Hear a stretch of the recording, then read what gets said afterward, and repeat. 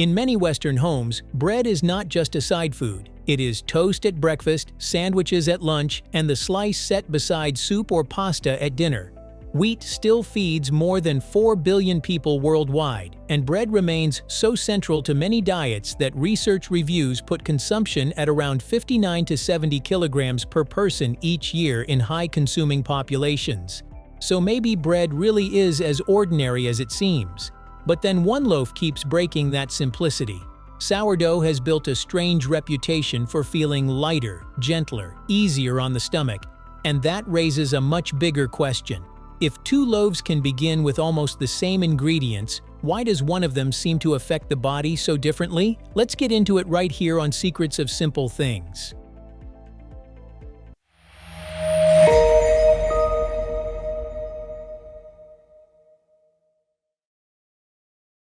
The first misunderstanding about sourdough. Most people assume sourdough simply means sour bread. That sounds logical, but it is not really true. A loaf can be genuine sourdough and taste only mildly tangy. Another loaf can taste quite sour and still not be traditional sourdough at all. The misunderstanding begins with flavor, but the truth begins with fermentation. What defines sourdough is not the sour taste. It is the way the dough is raised. Modern bread is typically leavened with commercial baker's yeast, usually a single strain of Saccharomyces cerevisiae. Sourdough, by contrast, relies on a fermented starter, in which wild yeasts and lactic acid bacteria live and work together.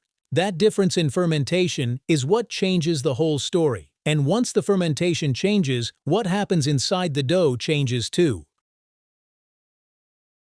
When bread was still mostly sourdough, long before packaged yeast existed, people were already making bread, but it did not look much like the tall loaves many people picture today. The oldest direct evidence of bread found so far comes from Shubaiksa 1 in northeastern Jordan, where archaeologists identified charred flatbread remains dating to about 14,400 years ago. That bread was thin, dense, and much closer to a flatbread than to a modern sandwich loaf. The next major change seems to have happened later in ancient Egypt. Britannica notes that the first breads go back to the Neolithic nearly 12,000 years ago, but the Egyptians apparently discovered that when wheat dough was left to ferment, gas formed inside it and produced a lighter, expanded loaf. They also developed baking ovens, which helped turn that discovery into a real bread tradition rather than a lucky accident. That is the part that matters for sourdough. Before commercial baker's yeast and industrial bread, risen bread originally depended on spontaneous fermentation. Wild yeast and bacteria were already present in the grain, the water, the air, and on the baker's hands and tools. Over time, people learned to keep part of an old fermented dough and use it to raise the next batch. That was the ancestor of what we now call a sourdough starter. So the surprising truth is not that sourdough is a trendy new kind of bread. It is that for much of the history of risen bread, this slow-living method was the normal one. Why modern bread took a different path? If that older method worked, why did bread move away from it? The answer is speed. Commercial yeast made bread faster, easier, and far more predictable. A sourdough starter is alive. It responds to time, temperature, flour, and handling. Commercial yeast does not demand that same kind of care. It gives bakers a stronger, more reliable rise on a much tighter schedule. Modern bread is typically made with commercial yeast, while sourdough follows a natural leavening process built around wild yeasts and lactic acid bacteria. That mattered because bread was no longer being made only in small household batches or local ovens. It was increasingly shaped by bakeries, factories, supermarkets, and the needs of modern city life. Once bread became an industrial food, speed and consistency stopped being nice extras and became essential. Commercial yeast fit that world perfectly. It made bread cheaper, faster, and easier to produce at scale. But in making bread faster, the process also became shorter. Modern bread kept the rise. Sourdough kept more of the long fermentation. And that is where the real split begins. What sourdough is really doing. Inside the dough. Commercial yeast makes dough rise by producing carbon dioxide. The gas gets trapped in the dough. the dough expands, and the loaf becomes light enough to bake into bread. It is efficient, dependable, and very good at doing exactly what large-scale baking needs it to do. Sourdough does more than that. A sourdough starter contains not only wild yeast, but also bacteria working alongside it, especially lactic acid bacteria. Given enough time, that living culture does not just make the dough rise, it starts changing the dough itself. Modern research describes sourdough fermentation as a process that can alter the structure and function of proteins and starch, affect acidity, and shape aroma and texture in ways that ordinary yeast bread does not fully reproduce. That is why sourdough often tastes deeper and more layered, even when the ingredient list is simple: flour, water, salt, and thyme. The dough does not simply get bigger, it matures. And that may be the real beauty of sourdough. Its complexity does not come from adding more things. It comes from allowing the same basic ingredients to go through a richer process. One loaf is made to rise quickly, the other is given time to change. Why some people feel better eating it. This is where the health question enters, and it is also where the answer needs to stay careful.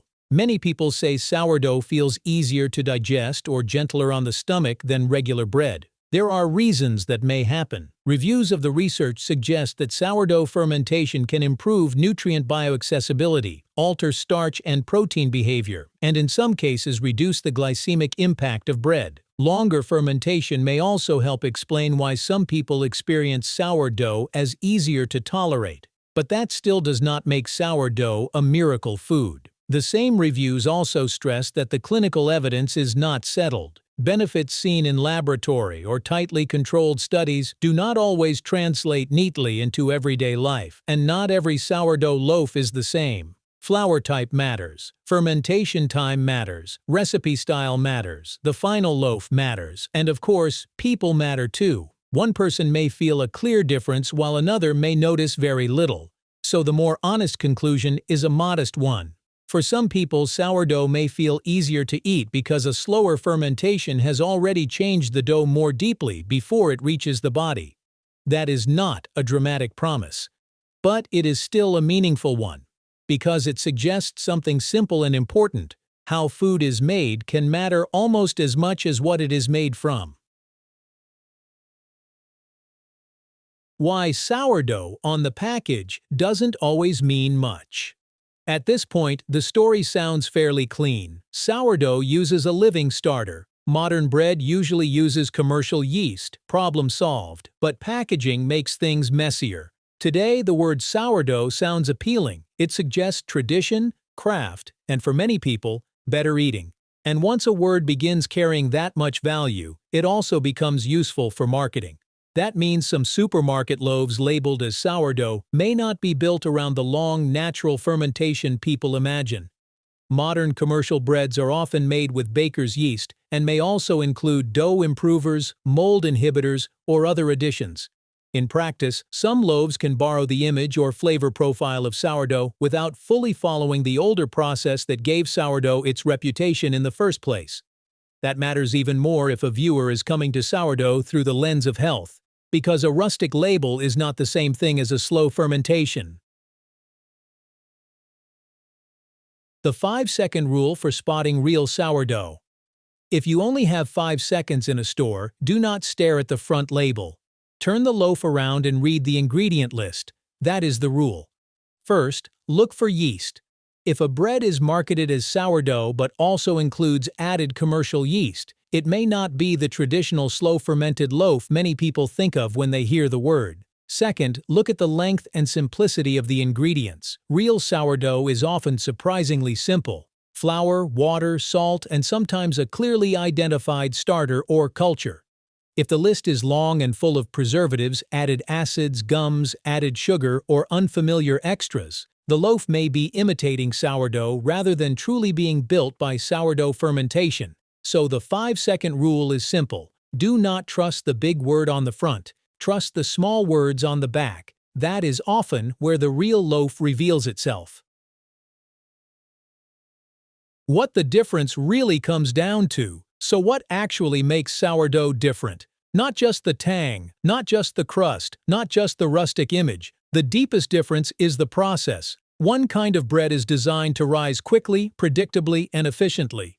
The other is shaped by a slower fermentation, where wild yeast and bacteria have more time to change the dough from the inside out.